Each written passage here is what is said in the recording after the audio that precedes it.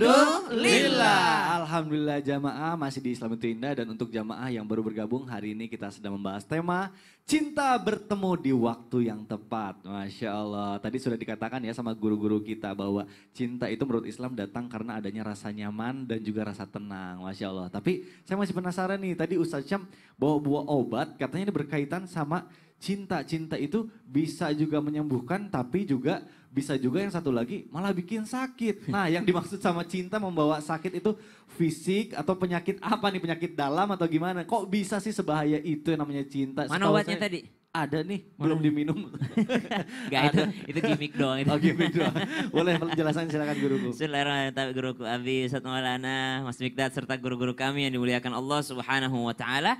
Maka kalau berbicara cinta tadi, maka subhanallah ternyata dia juga bisa menjadi penyakit yang ternyata ketika menjangkit manusia sangat berbahaya. Kita mengenal kisah tentang Laila dan Qais yang kita kenal dengan Laila Majnun. Kemudian ada kalau di Indonesia kata Abi tadi ada Kabayan dan Iteng gitu ya, subhanallah. Kemudian ada lagi yang sangat berbahaya yang kita kenal dengan istilah sekarang narsis. Ya, dari nama seseorang itu narsis tuh yang mana dia sangat mencintai dirinya ketika ia bercermin di danau yang sangat jernih, ia melihat wajahnya saking ia mencintai wajahnya sendiri, ia nyebur ke dalam karena ingin memiliki dirinya sendiri sampai meninggal dunia di danau tersebut. Maka ini karena ada perasaan cinta yang sangat berlebih terhadap apa yang ingin dimilikinya. Maka subhanallah ini sudah digambarkan jelas di dalam Al-Qur'an. Ba'da naqul a'udzubillahi minasyaitonirrajim. يا أيها الذين آمنوا إن من أزواجكم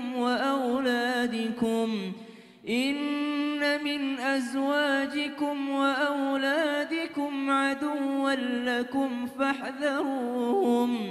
Allah gambarkan di dalam Al-Quran dengan kalimat yang sangat indah firman Allah Subhanahu wa taala, ya ayyuhalladzina amanu, wahai orang-orang yang beriman, inna min azwajikum, sungguh di antara pasangan kalian, istri-istri kalian, wa auladikum, anak-anak kalian itu bisa jadi mereka menjadi musuh kalian. Menurut para mufassirin bahwasanya ternyata kecintaan kita terhadap pasangan kita, kecintaan kita terhadap anak-anak kita bisa menjadi musuh bagi kita. Musuh bagaimana maksudnya? Membuat kita jauh dari Allah Subhanahu wa taala. Betapa banyak orang tua misalnya yang korupsi gara-gara anaknya minta mobil baru gitu. Betapa banyak misalnya orang tua yang ternyata mencuri, mengambil yang bukan haknya karena keluarganya membutuhkan sesuatu. Betapa banyak misalnya orang tua yang enggan untuk beribadah tepat waktu karena menemani anak-anaknya terlebih dahulu, menemani pasangannya terlebih dahulu. Maka ternyata kecintaan terhadap sesuatu ini atau seseorang bisa menjauhkan daripada Allah Subhanahu wa taala. Tapi cinta yang benar akan mendekatkan kepada Allah Subhanahu wa taala.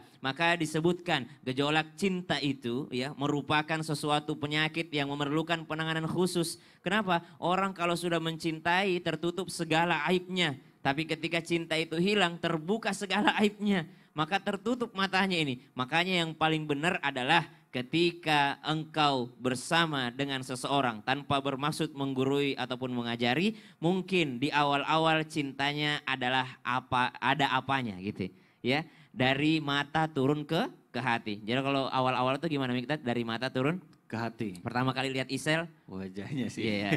Maaf ya tapi benar.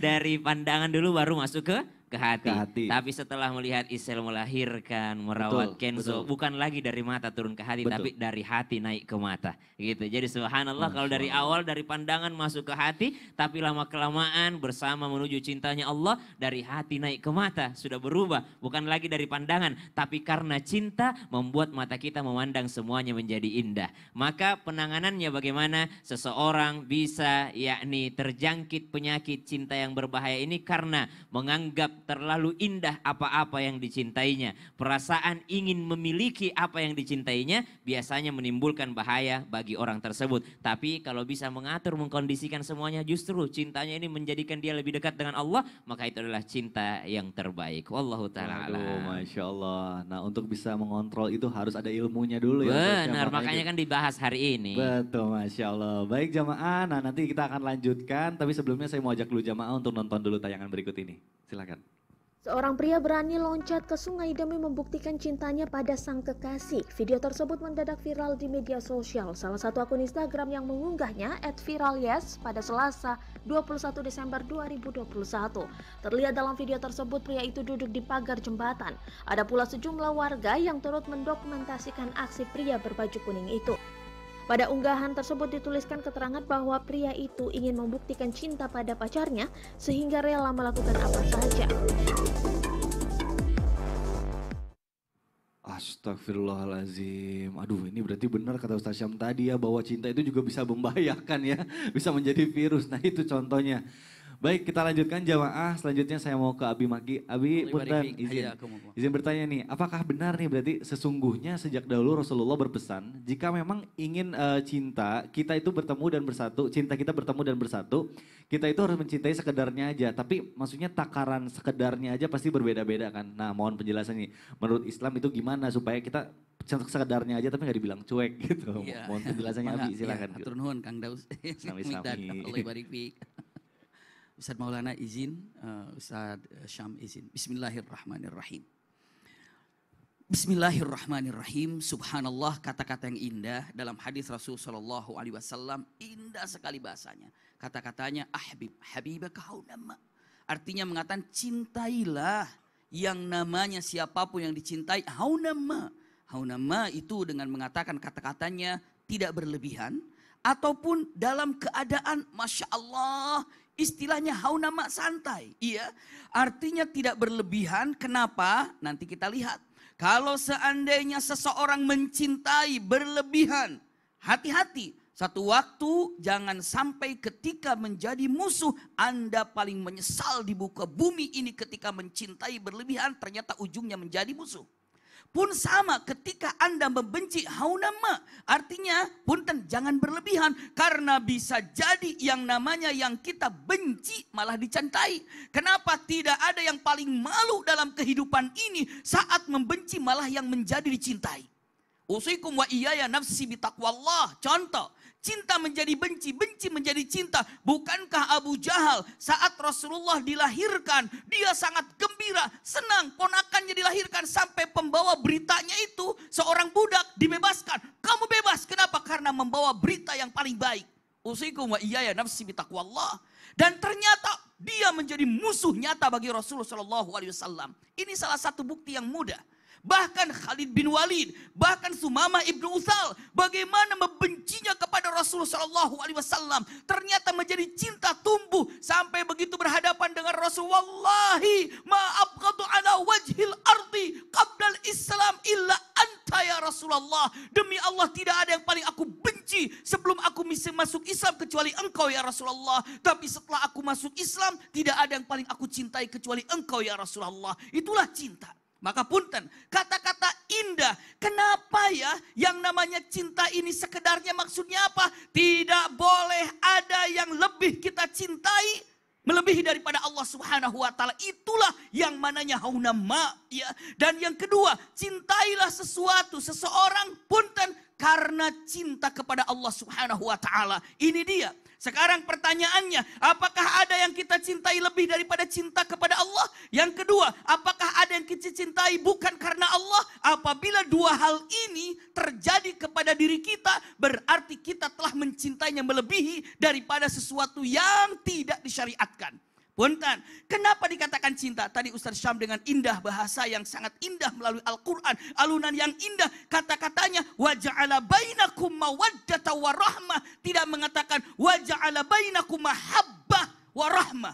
Kenapa? Karena untuk sakinah ternyata perlu mawaddah, bukan karena cinta. Karena cinta hanya tangga sebentar saja. Kenapa? Cinta itu bagaikan bunga yang cepat layu. Punten, usikum wa iyaya nafsi bitaqwallah. Cinta itu mengharap balas. Saya sudah mencintainya tapi dia tidak bisa membalasnya. Tapi karena cinta itu hanya untuk Allah. Walladzina amanu asyaddu hubban lillah. Karena apa? Karena hanya Allah dan Rasul yang membalas cinta. Manusia tidak bisa membalas cinta yang mencintainya.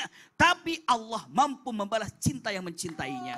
Wallahu a'lam bishawab. Masya Allah, luar biasa. Jadi intinya jangan pernah ada cinta yang melebihi cinta kita kepada Allah Subhanahu wa taala ya, Masya Allah. Luar biasa penjelasan. Terima kasih Abi.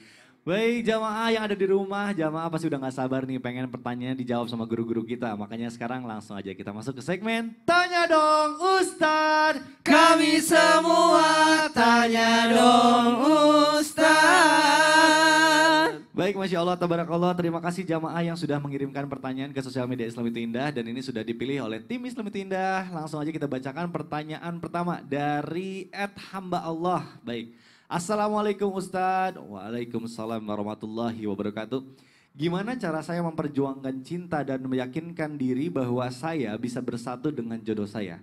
Karena saya seorang janda dan banyak keluarga dari laki-laki yang dekat dengan saya ini tidak setuju. Apalagi saya sudah punya anak satu, tapi saya udah sangat nyaman dengan laki-laki ini Ustadz. Saya sudah istikharah dan saya makin yakin, tapi sampai saat ini orang tua laki-laki belum memberi restu.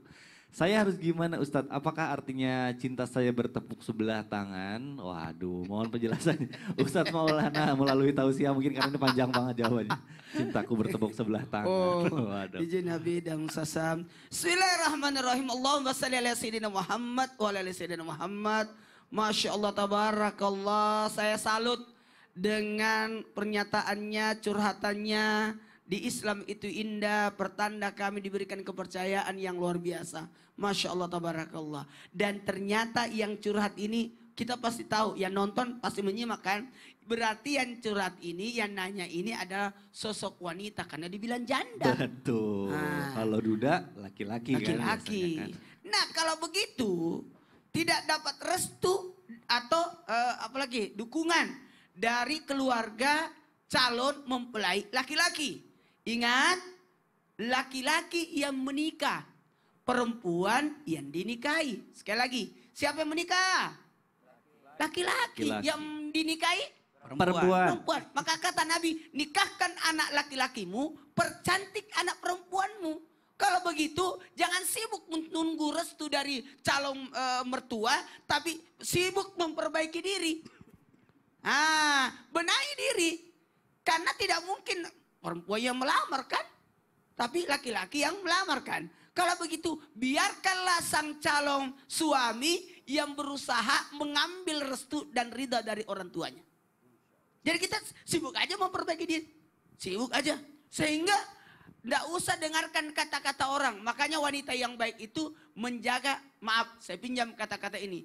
Menjaga lubang mata, menjaga lubang hidung, menjaga lubang telinga, menjaga lubang mulut. Sampai sini aja ya, gak usah dibawa ke bawah.